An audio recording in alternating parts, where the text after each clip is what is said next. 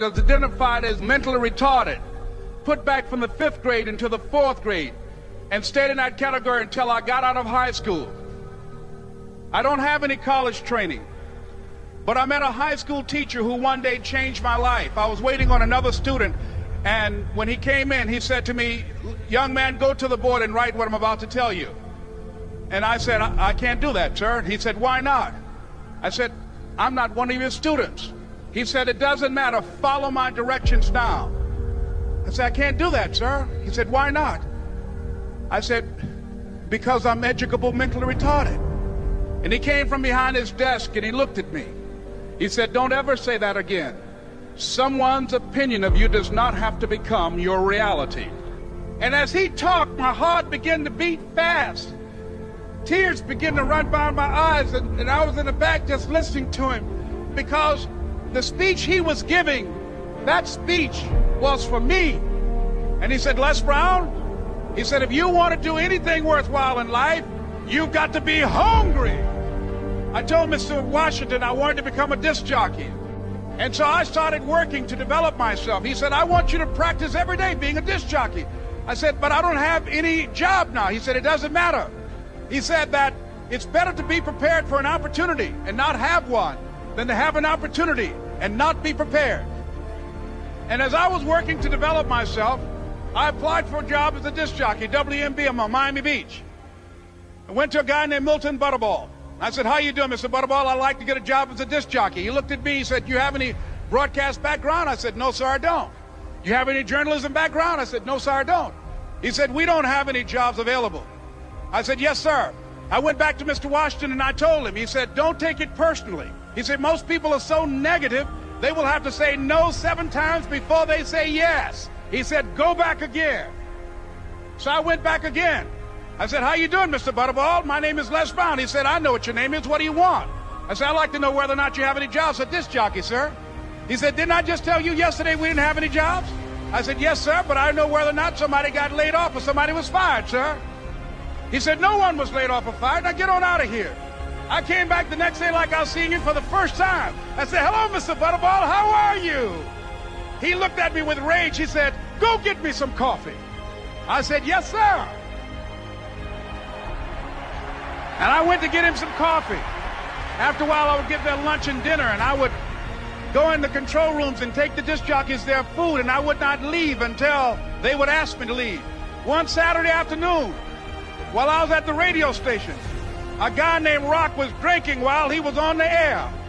I was the only one there, looking at him through the control room windows, walking back and forth, young, ready, and hungry.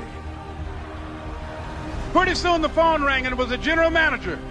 And I answered the phone. I said, "Hello?" He said, "Les, this is Mr. Klein." I said, "I know." He said, "Rock can't finish his program." I said, "I know." He said, "Would you call one of the other DJs in?" I said, "Yes, sir." I hung the phone up. I said, "Now he must think I'm crazy." I called my mom and my girlfriend, Cassandra. I said, "Y'all turn up the radio and come out on the front porch. I'm about to come on the air." I waited for about 20 minutes, and I called him back. I said, "Mr. Klein, I can't find nobody." He said, "Young boy, do you know how to work the controls?" I said, "Yes, sir." He said, "Go in there and don't say nothing here." I said, "Yes, sir." I couldn't wait to get behind those controls. I put on an old Stevie Wonder record called Fingertips. I sat down behind that turntable. I said, "Look out, this is me, LB Triple P, Les Brown, your platter playing papa. There were none before me, and there will be none after me. Therefore, that makes me the one and only. Young and single and love to mingle, certified, bona fide, indubitably qualified to bring you satisfaction, a whole lot of action. Look out, baby, I'm your love man." I was hungry. I was hungry. You got to be hungry. Begin to know that you have greatness within you. And if just one of you here begin to envision yourselves as being blessed and highly favored to reach your goals, if just one of you capture the essence of what that means, that you have greatness within you and a responsibility to manifest that greatness, that you can make your parents proud, you can make your school proud, you can touch millions of people's lives And the world will never be the same again because you came this way.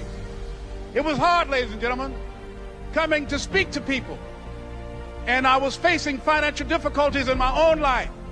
I was behind on my bills and my dreams, and I'm saying to them, you can live your dream. It was hard, ladies and gentlemen. It was very difficult to pick myself up each day believing that I could do it. There were times that I doubted myself. I used to ask myself, can I do this? And something said within me, you're the one. Don't give up on your dream. By continuing to push forward, by continuing to run toward my dream, that one day I would have my own talk show. It's a long shot, ladies and gentlemen, from Liberty City, an abandoned building on a floor, never knowing my mother or father. It's a long shot. Being here with you today in this dome in Atlanta, it's a long shot. No college training, labeled educable, mentally retarded, but I kept running toward my dream. Don't stop. Don't stop running